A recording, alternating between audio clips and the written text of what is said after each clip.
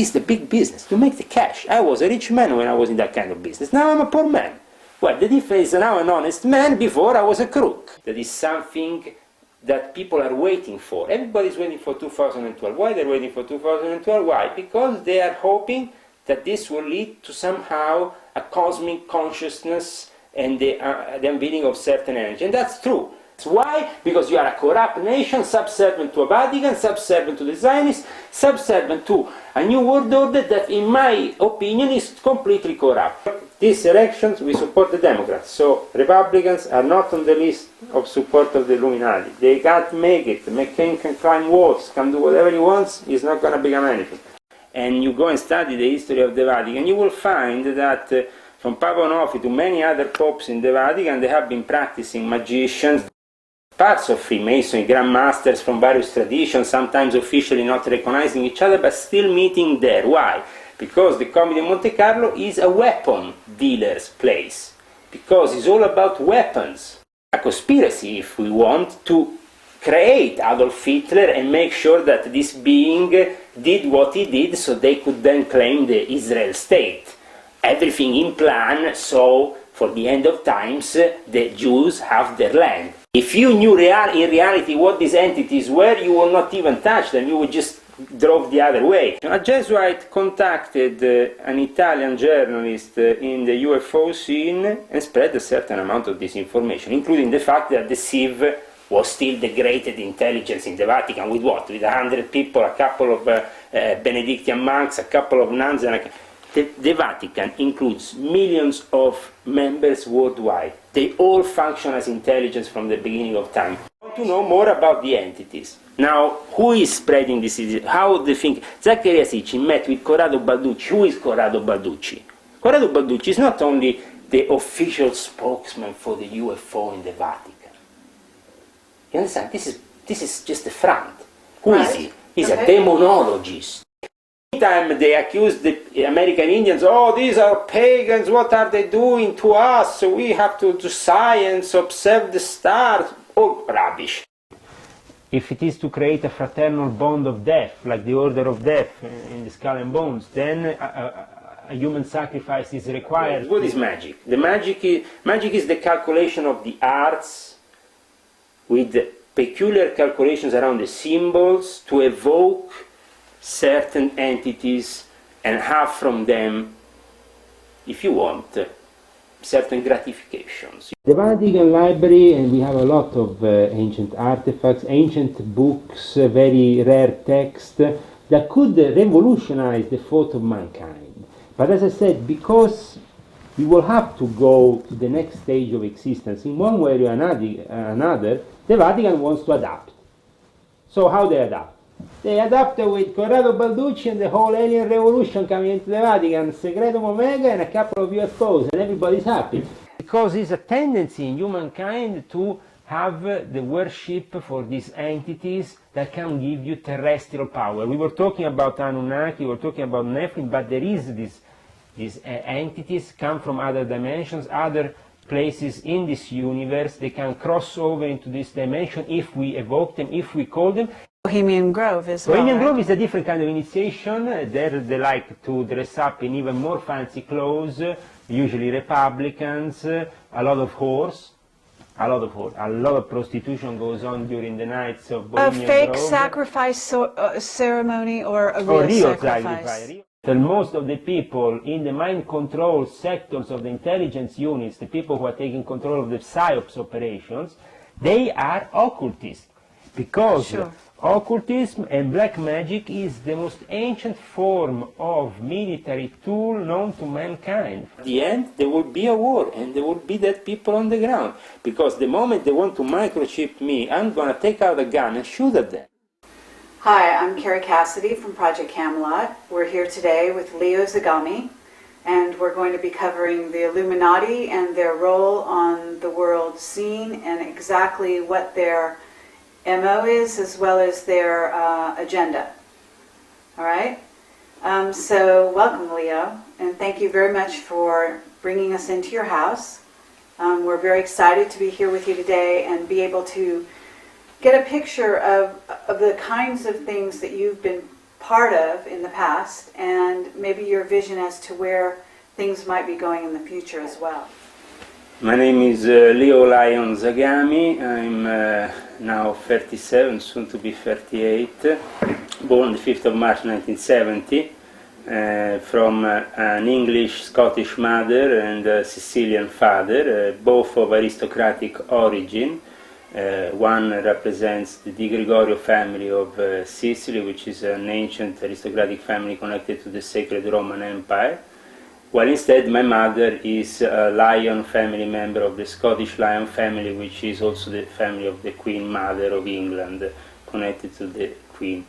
So basically I was born within an aristocratic background. For that reason it was possible for me from an early age to enter what is the world of the elite and what you know as the Illuminati, that are still existing today in various forms and different disguises and different names.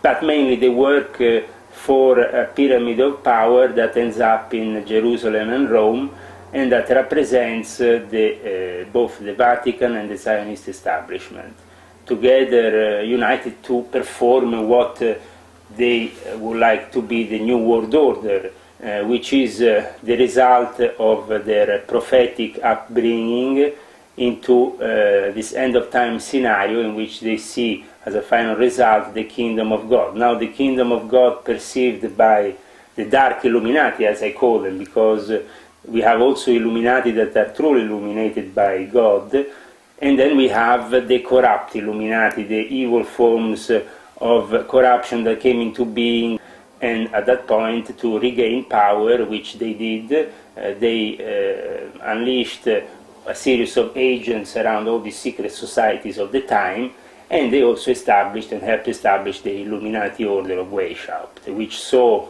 within their members some very illustrious characters, like for example Napoleon, who was initiated himself by Cagliostro, Giuseppe Balsamo, when he was a young lieutenant coming from Corsica. And this changed the history of Europe, because the great influence of the Jesuits upon, for example, Napoleon made sure that there was a clear revenge against what was perceived to be the enemies of the Vatican themselves at that time, the Jesuits, a clear revenge towards their enemies inside the Vatican, and this might have been also the Knights of Malta, that in that period with Napoleon lose, for example, their island and their sovereignty on that island.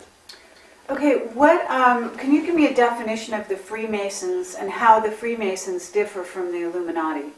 The Freemasons come into being from a tradition which is both from the ancient craftsmen. They used to work within the churches, so the people who knew how to construct churches were the Masons.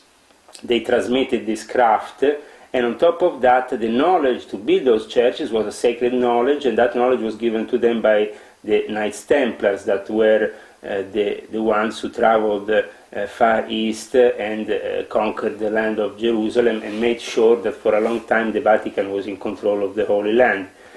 And so there is basically an ancient tradition that forms the Freemasons, but it's a self-made sometimes tradition with a lot of legends that have been deliberately created to misguide people and manipulate them. So then we have also the birth of the high degrees of Freemasonry, which are typical to what is known as the Scottish Rite system, for example with Cavalier Ramsay, which represented the Stuart family, which was a Scottish family that wanted to get into the throne of England for a long period of time, but the Hanoverians had their best, and the Hanoverians created themselves their own form of Freemasonry. So in a way, Freemasonry was born with these two different oppositions inside, but they were oppositions just for the lower level of the pyramid, because on top everything is united,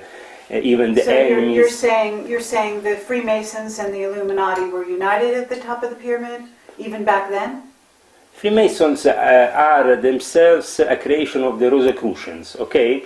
Now, where do the Rosicrucians come from? The Rosicrucian Enlightenment comes into being in the 1620s with a guy called Jan Valentin André.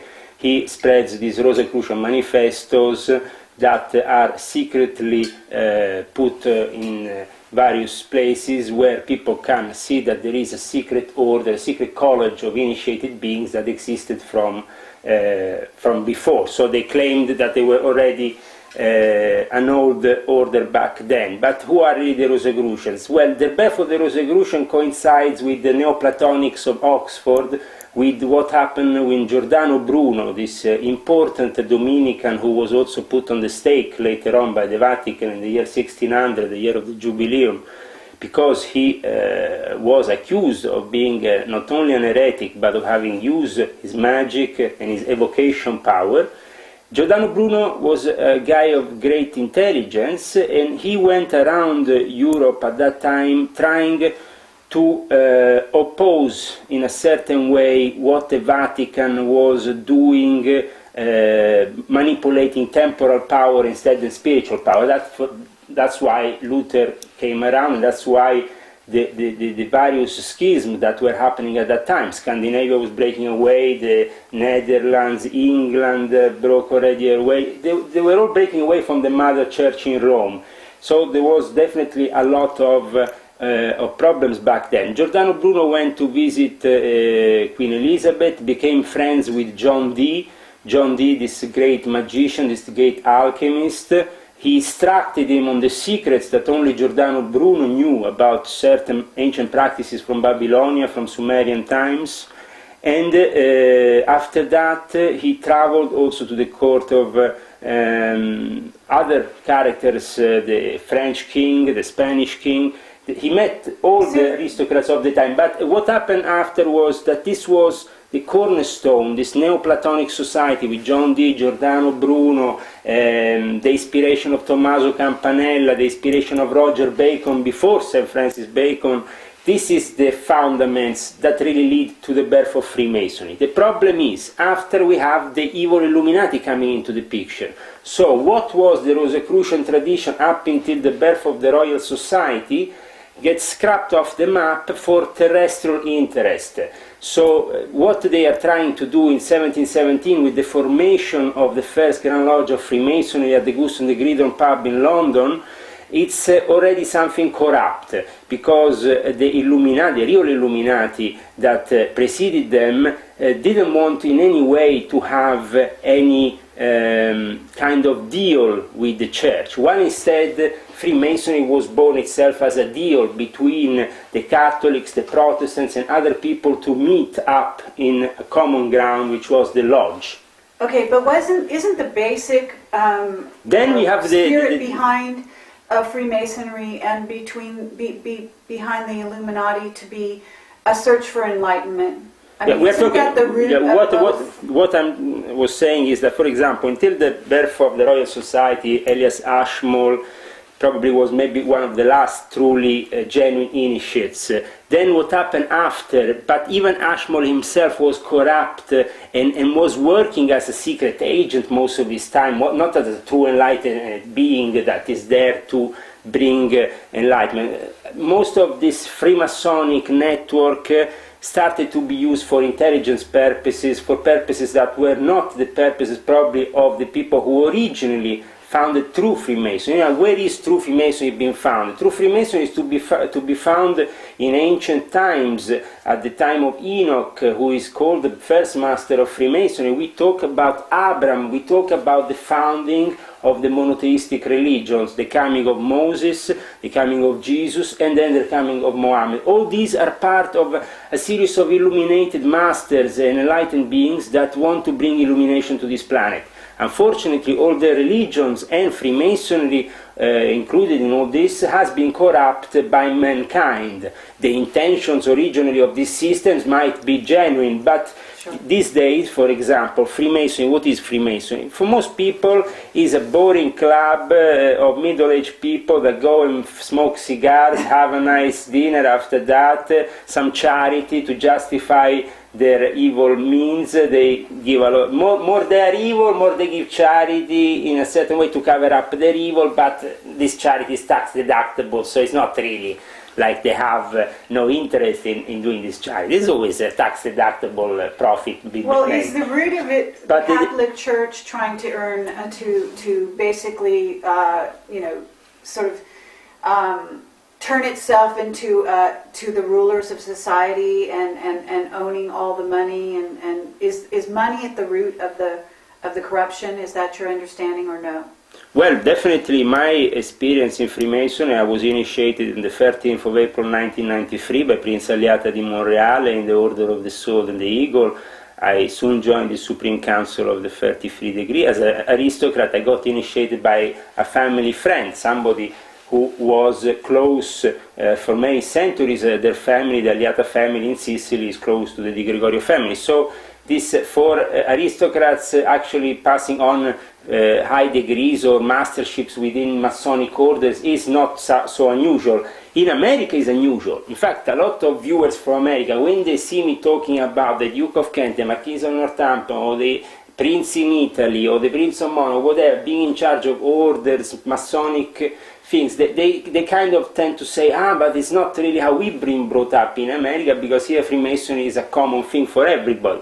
First of all, Freemasonry in America is not for everybody, because there's been a lot of racism, and that's why Prince Hall Freemasonry is born.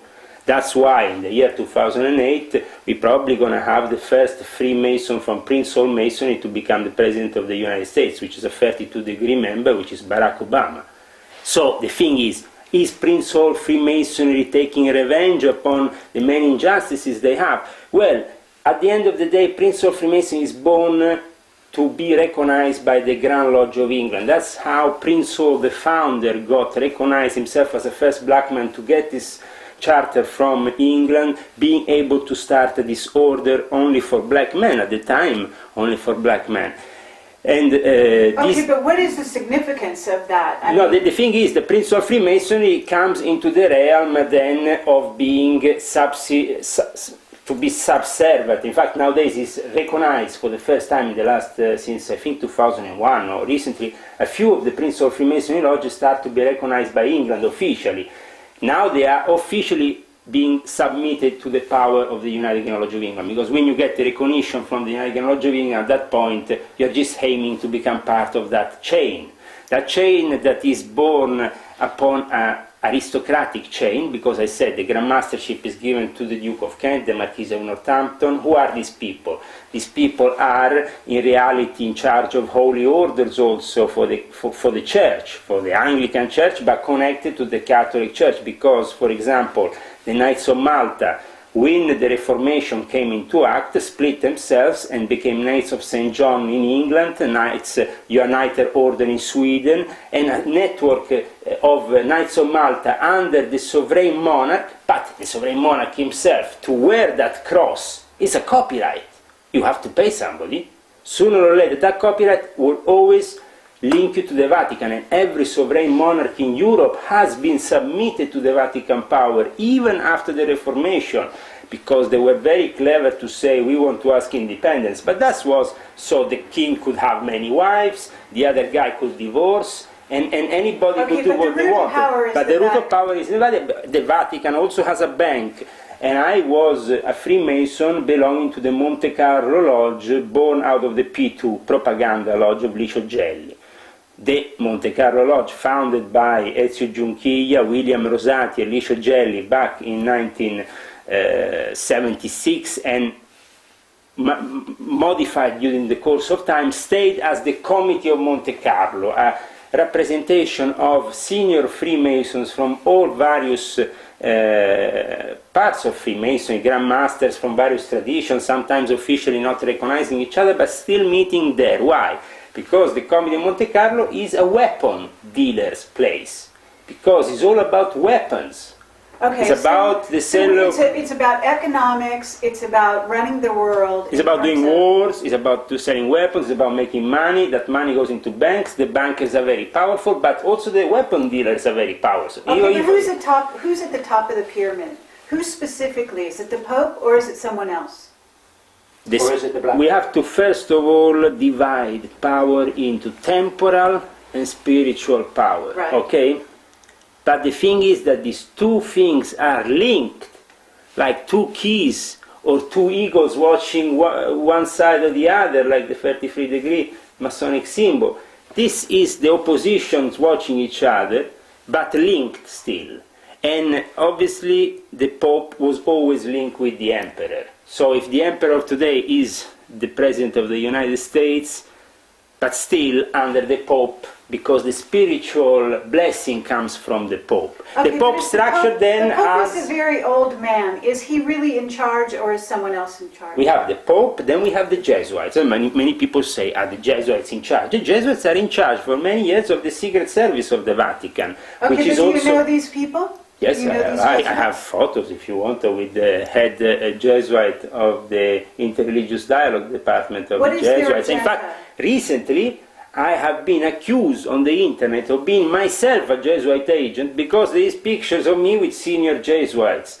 Now, the problem is why I have pictures with the senior Jesuits, because I was involved in interreligious dialogue, and up until even recently, last May, I participated to an interreligious dialogue meeting here in Oslo, where this senior Jesuit was present, which is Thomas Michel, and for people it's strange that enemies can meet up. Well, I was critic towards him, in front of him, but we still meet up. We don't have to go around with guns and shoot each other. There has to be a level of dialogue above all, even between the enemies. And this has happened always since the beginning of time. Now, if the opposition has only to be one guy like Alex Jones shouting with a microphone in front of a building, well, that is a very stupid opposition for me, sorry. Opposition has to be a constructive opposition. We have to propose some alternatives, discuss some possibilities. Okay, but what alternative would you suggest? I mean, what is your vision, or what would your vision be? How would it be different than the Jesuits say? Vision for the world? Different spiritual path, different occupation, different preoccupation. What would you be how would you be differing from him? Sure. Well, my intention is to reveal today, tonight, whenever you're going to see this video, a few things that might shock you. Like, for example, the revelation that in the Vatican himself we have over 40 cardinals that are Muslim and that are practicing the Jehoshaphat, which is a specific holy book that the Muslims use for specific purposes, and called the Jehoshaphat al-Kabiri. And this book is being left to the descendants of Muhammad for a specific purpose, also leading to the end of times. What is the purpose? To be able to control that evil, those evil forces that, for example, the majority, unfortunately, in the Vatican practices with the black masses, with the evocation of certain entities, with the use of these demons. Now, people must say, how is possible the Pope is evoking demons? Well, if you just do a little bit of brief history lessons and you go and study the history of the Vatican, you will find that from Papa Onofre to many other popes in the Vatican, they have been practicing magicians themselves, using evocations, publishing also material on these evocations, through who? The Jesuit order is in charge of the esoteric side of the Vatican. This has happened because the esoteric order is very important for the Vatican, as it includes all this secret information regarding the evocations and how they should be done. So, since the time of the Reformation, the Vatican didn't want the Protestant world to be left out of control. They said, okay, we might leave them independency, but in the meantime we have the Jesuits controlling them in any way possible, also through these links, like the secret societies, and then the Rosicrucians became corrupt and became themselves part of the Jesuit conspiracy in the 17th century. Are you familiar with the SIV? The SIV is a secret intelligence of the Vatican, supposedly, came into being during the period of the Second World War. The fact that it's still operative is a minus group of people compared to the secret service of the Vatican in the Knights of Malta. The Knights of Malta are the biggest secret service in the Vatican. They have diplomatic immunity, they have international sovereignty, they have a Grand Master which is totally sworn to believe that he has to be the true defender of the Pope, and inside his membership he has the head of the intelligence of the MI6, the head of the CIA, the head of an NSA. The top cosmic secret is for them no secret in the Vatican headquarters. When you are in charge of the Vatican Library, and the people in charge of the Vatican Library are the Jesuits, then you have the Knights of Malta. So basically the SIV what is? SIV was and still is, but limited compared to how it was used during the period of the Second World War, immediately after the Second World War, because after the Second World War it had to be used for the protection of those Nazis that needed to go in safe places in the hands of the Americans, in the hands of... So, okay, why protect the Nazis? Protect the Nazis because the Nazis themselves were actually born out of a conspiracy, if we want, to create Adolf Hitler and make sure that this being did what he did so they could then claim the Israel state. Everything in plan, so for the end of times the Jews have their land, as it's figured out in the ancient prophecies. So everything has to work in that way. So the Knights of Malta, as I said, are themselves the head intelligence operatives in the military field. The Jesuits in the information and disinformation field. Now, what happened with the SIV? The SIV, as I said, in the last 50 years has not been incredibly used, but sometimes it came into action. Though the fact that... Have you met members of the SIV? I have met members of the intelligence of the Vatican. Okay, including the SIV. The SIV is itself something that has been used in emergency times, okay? And I would like also to say that there is, unfortunately today, the disinformation coming from Jesuit headquarters. This information comes into being when Zaccaria Sitchin meets in the year 2000 in Bellaria with Corrado Balducci. Zaccaria Sitchin also gets invited by the Pope, John Paul II, visits secretly the Pope in the Vatican, takes from him instructions to write his pile of rubbish, which is the End of Days book that he has brought into being lately. You're saying Zaccaria Sitchin was told to write this book and was instructed on what to write? Zaccaria Sitchin was indeed instructed because he can't tell the truth. This guy is deliberately spreading disinformation because he can't reveal really the truth without causing problems for his cause, the Zionist cause, the cause of the Vatican, which he has embraced. Are you saying that Zaccaria Sitchin is a member of what? The Illuminati? Absolutely. Zaccaria Sitchin is a member of the New World Order used to spread deliberate disinformation. Let's say, I want to just make you figure out how this happened.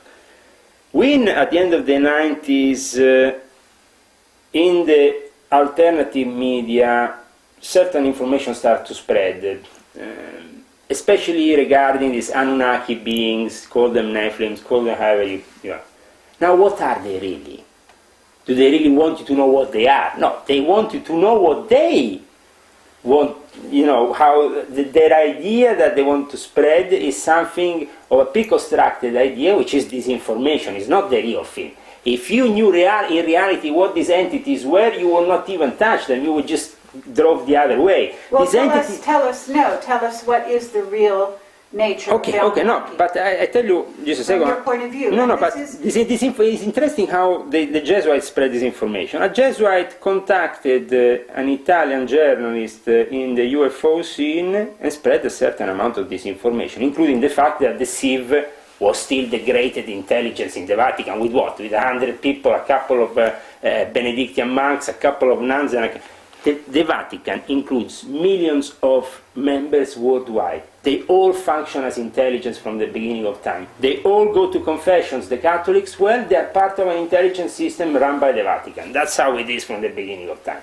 So they definitely don't need only one apparatus that can control. Then, if you go and study the history of the SIV, you see that it's a Jesuit-based thing that is full of Jesuits. So, and then on top of that, who is running the astronomical laboratories for for the Vatican? The Jesuits. For example, in Mount Graham in Arizona, nobody asks what is happening. I can tell you what is. I can tell you also what they're doing. Well, tell me. So people. So this information goes through, and then hits the appropriate sources, and they can say, okay, there is a Jesuit footage of Planet X, another pile of the biggest pile of rubbish ever, could only come out of the minds of the Jesuits. Why? Because the Jesuits are very intelligent. They can figure out how to take, sorry if I say very lower, the piss out of anybody, because they are really masters of deception. I work with them. I will show you some picture after of these people, but how they work is... But what is their motive for this disinformation? So you want to know more about the entities. Now, who is spreading this? How they think? Zaccaria Sitchin met with Corrado Balducci. Who is Corrado Balducci? Corrado Balducci is not only the official spokesman for the UFO in the Vatican. You understand? This is just the front. Who is he? He's a demonologist. Okay. The biggest exorcist in the Vatican. Right. That should already make you think, okay, there is a connection here between the alien myth and the demonology. Mm-hmm. Now we found also that this connection is very much alive when most of the people who have spread the disinformation regarding the alien beings have been from the time of Aleister Crowley, his followers of Hubbard, or whatever. But the people that have been deliberately spreading this information. But to a certain extent, Hubbard knew the truth as well as Crowley, because they said themselves, I mean, it was Crowley who said, you call them gods, then we call them angels. In 50 years we will call them something else. He showed the image of the lamb, which was the first image resembling an alien being. This is genies. In Islam we call them genies. But by any other name, what are we talking about? We're talking about spirits. We're talking about a demon is nothing other than a spirit being, a being, who is perhaps not incorporated in the material world. No, it can incorporate. The thing is that there is a certain degree of misconception. Okay, let me tell you exactly what are these UFOs. UFO, unidentified beings, okay, or objects that fly around. Either they are military stealth operations, which can't be disclosed, or either they are operations regarding the evocation of genies, coming from other dimensions. So, an interdimensional door is created, is opened up. Where can these interdimensional doors can be opened up? In certain spaces, certain places, certain holy ground from ancient times known to possess that's possibility. For example, a purpose. For example, in Iraq, for example. Just go to Mount Graham and study a bit what the Jesuits are doing up there. There is a war between the American natives, Indians, and the Jesuits, since the Jesuits have tried to build this observatory. And why is that? Because the Indians have used that mountain as holy ground for thousands of years, and there is a specific entity living on top of that mountain, but on another dimension. When he wants, he can be called upon this dimension and evoked. The Jesuits, what they want to do. In the meantime, they accuse the American Indians, these are pagans, what are they doing to us? So we have to do science, observe the stars. Oh, rubbish. What they're doing, they are, yes, observing the stars and the planets. Why? Because you always have to reflect above, below, whatever, this rule of the Esmeralda tablets of Hermes. I don't need to go on with what is the main rule of the Freemasons, also to reflect below what is above. But it is to evoke these entities in a specific time frame, and this has to be carefully calculated. What is magic? The magic is the calculation of the arts with peculiar calculations around the symbols to evoke certain entities and have from them, if you want, certain gratifications. You can work with them. I, for example, can tell you a story which is a family story from a relative of my wife actually, who I think his uncle or his grand uncle, whatever, who started working with these entities, these genes. Why? Because he had a little how you say, a little ranch style, American style, they call it ranch, how you call it, you know, a ranch? Yeah, where you have animals, where you have, where you're planting things. So he was alone. He wanted to find some workers. This guy was very clever because he knew certain secret codes within the Quran that shouldn't be used. He knew how to use them. He knew that reciting certain prayers in a continuous motion, he will evoke certain presences, and eventually he got to make a deal with them, and they were working for him at night in the fields, doing all the field work, and a lot of Americans say, wow, I would love to have that going on in my place, you know. I could have a couple of these genies coming to work for me. But that means subjecting yourself to those entities. That guy had to sell his soul. More than that, he would be enslaved by those forces for the rest of his life. In fact, he had to continuously recite these prayers and then not recite it at certain times and whatever, otherwise he will create for himself a disaster. And so, okay, well then let's talk about you, for example. And these entities also do the same thing as what the Americans call abduction. I found reports in Middle Eastern villages, many Middle Eastern villages, of abductions. But how they're not going to go to an American researcher and say, I saw the UFO. You're not going to find anything. Instead, these entities have appeared, have manifest, not only have took people on inside their dimension, in their own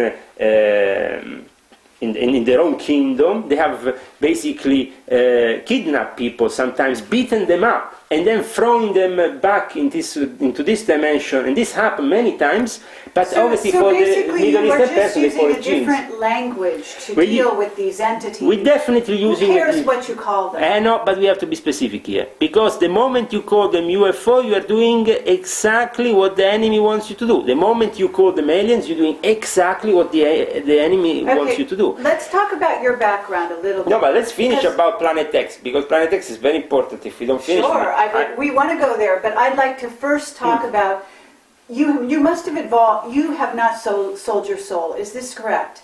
At a certain time, I sold my soul. I hope that God will grant me that I will be forgiven for what I did, and I will be able. Because you did evocation, you must do this as. Do you consider yourself a master at this point? You're 33-degree Mason. 33 degrees, an honorary title which I didn't give much importance. The 90 and 95 of the Memphis and Mizraim, which is an Illuminati rite of the Freemasons, which is itself a specific Egyptian rite, I give a bit more importance because there is a lot more esoteric, evocational knowledge to. Sure, and you must have meditated and prepared yourself and have the ability to do certain kinds of magic yourself, right? But I was prepared for, since I was a kid, to enter a reality which was very different probably from the mainstream reality. My grandmother, English grandmother, was called Felicity Mason, well known in the scene as Anne Cumming for having written a book called The Love Habit. She was a very high degree member of the Illuminati. She gave me the first book of Aleister Crowley as a gift when I was 11 years old. It was the Book of Thoth.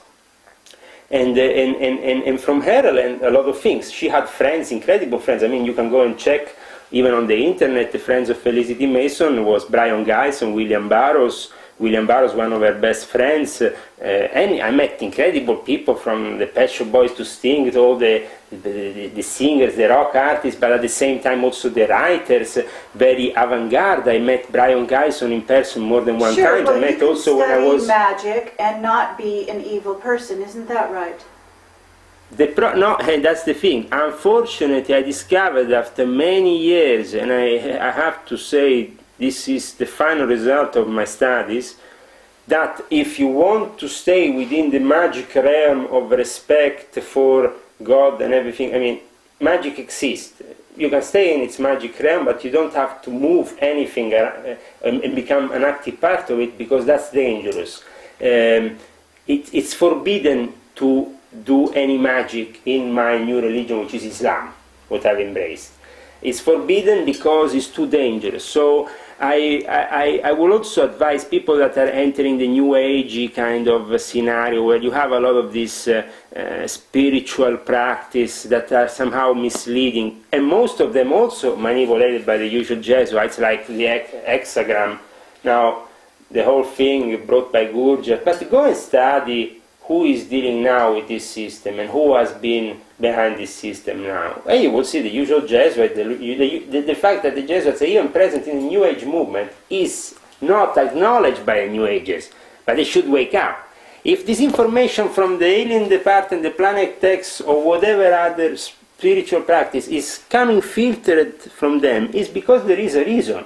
They don't want you to perceive the real matter, the real reality. What is the real reality then? The real reality is that we are definitely in a constant fight between angels and demons, between the devil, Iblis, who represents the dark side, and God. Now, if we accept that everything in nature or around us is itself part of God, and a representation of God. We are all emanation of God, or emanations of God. You are one emanation of God in this moment, he's another emanation of God in this moment. I'm, alhamdulillah, another emanation of God. Probably not the best, but at least I try.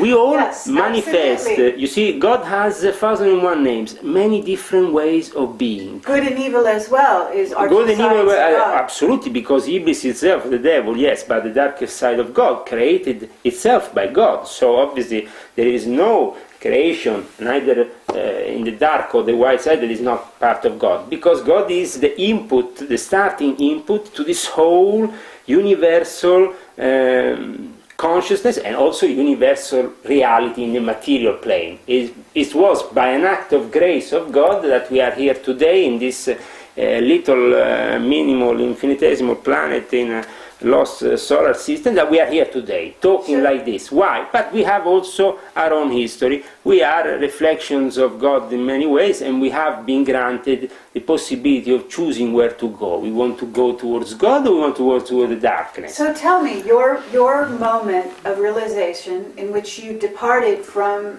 being a member of the Illuminati, what happened to you? What made you change your mind? See, it was in a very specific period of time in my life. I was actually, my wife was pregnant, waiting for my kid. That was after born Isaac Rumi, alhamdulillah, very good. And he was born on the 7th of July 2006, and a very specific day, very symbolic also for me, because a year prior to that I was in London just a week before what happened on the 7th of July, and I have to tell you that definitely the whole of London was flooding with psyops, and they were working all kinds of manipulation to pull off what they pulled off that year, which was the terrorist attack in a tube station, an underground station, just one block away from where I used to live. I used to live in Leeson Street, just down the road from Edge Road. So basically, I could have been myself there. I could have been, if I was actually just a few more days in London. But what I realized was that through a series of acts of grace, God has given me the possibility of still being here. In the year 2003, I started to clash with the Illuminati, especially the American side of the Illuminati, which was made up of a series of occultists, all very presumptuous, with various secret societies, all manipulated by the CIA in one way or the other, but still loyal to the New World Order plan in any way. How did you disagree with them? I disagree with them. Initially, I tried to find the possibility of a meeting. We wanted to celebrate the 1904 anniversary. What's that? The revelation that Alice Crowley made in 1904 was the revelation of Ivas, the messenger of Paracrato, or the messenger of basic Horus, this god from ancient Egypt. That Horus. Yes, Horus. He delivered the book that the Illuminati took somehow seriously, which was this book of the law, which is the biggest pile of rubbish in the world, but also is a very dangerous book. It's the heretic book that I would definitely, I don't see many books being so heretic, but if there is one that definitely has all the blasphemies, is the Book of the Law of Aleister Crowley. Okay, but also all the contrast, because this book says on one a beautiful word, like love is the law, love under will, or each man and each woman is a star. Beautiful words, incredible. But then you have, on another phrase, terrible things. The law of the strong should prevail, Mary should be torn on the cross, Muhammad should be... Sorry, peace and blessings be upon him. Sorry for what I'm saying, because really what is on this book, the Book of the Law, is everything and the contrary of everything, which represents really the Luciferian character of Aleister Crowley. And the fact that he found many adepts for what was to come in the years after him. You see, Aleister Crowley managed to plant his seeds very carefully into America, in California, with the Parsons Lodge, which Hubbard became a member then after he founded Scientology, but he managed to plant his seeds very well, also in Canada, and through these seeds, a revolution came into being. That became after the New Age Revolution, because 10 years after the death of Aleister Crowley, William Burroughs and others were practicing at the Beat Hotel his rituals. And then years after that, we have the 1960s revolution, which is a whole hymn towards Aleister Crowley's work. If we want, on many sides, it's been manipulated the 60s, and I must say, very sadly, we have to understand that this manipulation went, especially for the people who were more innocent, who became victims of these gurus coming from India, that were deliberately spread into the West with fake and false, showing a little bit of their techniques that obviously the Western man, because the Western man is now so distant from the spiritual reality and the possibility that the spiritual also becomes the material, so these two realities are connected. That's why when before you ask me who is more powerful, the Pope or the presidents, well, the thing is, does the president die, the president of the US, or not? Yes, he dies. One day he will die. He can't be immortal, okay? So he has to meet death. Well, for him to meet death without the approval of the Pope is to be basically scrapped off the map, because they themselves are relying on those blessings and that network to bring their power to their successors, to the people after them, and to the people after and after. So you're saying one hand of this washes the other, but to get back to your own realization and your own change. Yes, it was you went against mainly the Illuminati. Yeah, at the beginning, as I said, at the beginning. How did you differ? At the beginning, what happened was this. I wanted to see if it was possible to give a stop to certain practices of evocation of certain demons that were really dangerous for mankind. I thought at that point I could eventually move on the positive side of things. This movement, also the esoteric movement, which is very powerful also, and taking a lot of people within the New Age field and bringing them somehow towards the realization of something more positive. I thought that Aleister Crowley was definitely not positive, because it's not the way forward. Aleister Crowley has been put there for a purpose, which is to be the beast. Now, the beast is not the best character you have in the apocalypse. So, in the transformation towards the end of time scenario, and the realization of a revelation that is something that people are waiting for. Everybody's waiting for 2012. Why they're waiting for 2012? Why? Because they are hoping that this will lead to somehow a cosmic consciousness and the unveiling of certain energy. And that's true. The manifestation of these energies upon Earth will be very strong, because the cosmic scenario, the alineation, the way the planets are coming together, the stars and the whole universe, is something that happens to be connected to the holy number of God. For the Illuminati, this number is 25920. 25,120. Part of it is 2,160. This becomes the change of an era. In Stonehenge, from the Eastern Gate, we will see the sun. That will be the moment of change for humanity. From a certain age, we enter another age, which is an age full of psychic power and of metaphysical strength. And we have to deal with it, but the powers that are on top of us, what I have been fighting now since I came out of it, is people that unfortunately want to use these powers to their own advantage.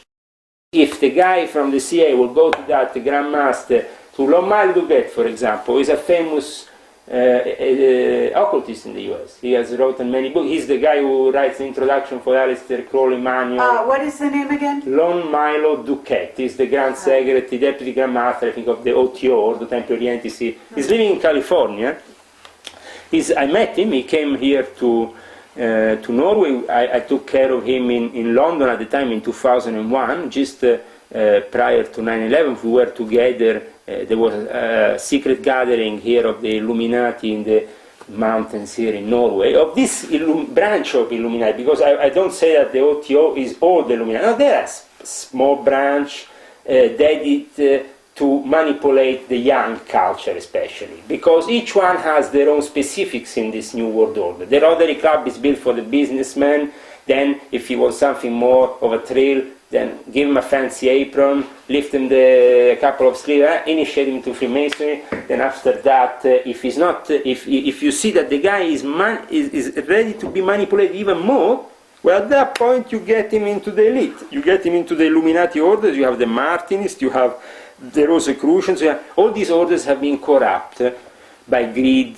In the West, there is no such thing. You were a host to this head of the Illuminati in the United States. Yes. You're calling him. Well, he's the head of the Ordo Templi Orientis Illuminati, which is the official representatives of Aleister Crowley. They are the ones who have the copyright over the works of Aleister Crowley. Fine, but did you find him to be under the thumb of the Jesuits? No, under the thumb of the CIA. The CIA. The CIA. Because the CIA is under the thumb of the Jesuits. Listen a second. second. Okay, he was under the thumb, on one side, he was under the thumb of the CIA because he wanted to be a loyal American, a patriot. He thought that by working with them he could help them with his knowledge. He's particularly clever with the Tarot. He's the Grand Master of the Tarot Association in the United States, I'm talking so. And he, at the same time, is also clever with the Nokian tablets and so in the use of that. And he has written many books. And you consider him to be a master? He's definitely a master of the esoteric, but he is, for example, somebody who is used, like I said, from the CIA, but also from the Jesuits on the other side. Now, he himself thought that he was opposing somehow the Jesuits or the Knights of Malta, or even the Skull and Bones, in his, because he was initiated at a level that he didn't have the knowledge of the level on top of him. But the people on top of him, like for example William Breeze, who is the head of the OTO in America, linked to Alberto Moscato, who himself was working for the Vatican, for Corrado Balducci, for the Jesuits, and for the usual thing. When, for example, this Corrado Balducci was mentioned to me the first time, it was, I think, maybe spring of the year 2000, that he was mentioned in connection with from Alberto Moscato, that said, this is my dear friend in the Vatican, I have, I'm working with him, and he himself, Alberto Moscato, that died in mysterious circumstances. He was the head of the Italian OTO. He died in mysterious circumstances just a year and a half ago. A year and a half. Do you know why was he killed? 2 years ago he was killed. In your opinion? Well, I know why he was killed. You do, and why? The thing was, it's a little bit my fault. Okay. Because when my superior in America, which is George Ugo Balestrieri, Comandante George Ugo Balestrieri, who is the director of the Rotary Club in New York, who is also a P2 member. Now, people on these Masonic info websites in America have accused me of being a fake, but then I have proven them over and over again with official documentation, which is always in my hands. Yes. I remember to all those people out there that I was involved with these people, and that George Ugo Balestrieri is also an illegal weapons dealer, a guy in charge of the defensive strategies for terrorism. He's the guy who, after 9/11, has made a lot of business selling security equipment to the American airports. And this was the head, your head. This was my head for the project, which was not, because we each have a superior, you understand, Yes. appointed by another superior. Now, my official head was actually my mentor in the P2 was Ezio Giunchiglia, the head of the Monte Carlo Lodge. But he presented me to Giorgio Ugo Ballestieri because he wanted me to have also an international approach and also have the possibility to build up in the international division of the Rotary Club, which is based in New York, which Giorgio Ugo Are these arms dealers then? Yeah. The Rotary Club? No, the thing is, the Rotary Club, there is a lot of good people. Okay. They don't know, but they should investigate. Now, I would invite all the people who are there to just go on the internet, punch in Giorgio Ugo Balestrieri. See, he was officially involved in the P2 by the list that was taken by the police in 1981. So the name is on the list. There is no or buts or this or that. The guy will have been arrested if he still had an Italian passport. He has been given an American passport, and he has also been given the possibility to be the director of your Rotary Club, Americans. Why? Because you are a corrupt nation, subservient to a Vatican, subservient to the Zionists, subservient to a new world order that, in my opinion, is completely corrupt. Now, to accuse me that I will not be eligible to join the Rotary Club, because that's the accusation the Freemasons have made to me. Oh, Leo, how is possible that, well, you know, you could have never joined the Rotary in any case? Well, if I'm not eligible, and I'm not an assassin, I'm not a murderer, in any case, I never did this to... No, but Giorgio Ugo Ballestieri, who is being convicted officially and also of being a weapon dealer in the Livorno port of Italy during one of the darkest periods of the Italian... Okay, this Ballestieri, is that how you say his name? Ballestieri? Giorgio Ugo Ballestieri. Okay, he is the head of the Rotary Club. Of now, New York? Right Yes, now. right now. And he used to be sort of your superior. Yes, in a way. until I left the And you say he's Illuminati. an arms dealer, or was? Yes, sure, still And is. he It's one of his if he went to many... Italy, he would be arrested. No. If he went in Italy at that time with the Italian passport, but the Americans Right. gave him immediately an American passport. He's untouchable now. Now He's he's American passport. I see. You can touch him. He's not anymore an Italian Tell me citizen. something. He's Illuminati. Yes. Is he also a part of Majestic 12? Do you know who these people are? No, I never, in my personal experience, Majestic has been always an organization mentioned mostly by conspiracy theories without foundation. I never found any realistic existence of this Majestic 12 or this Majestic organization. Committee of the Majority.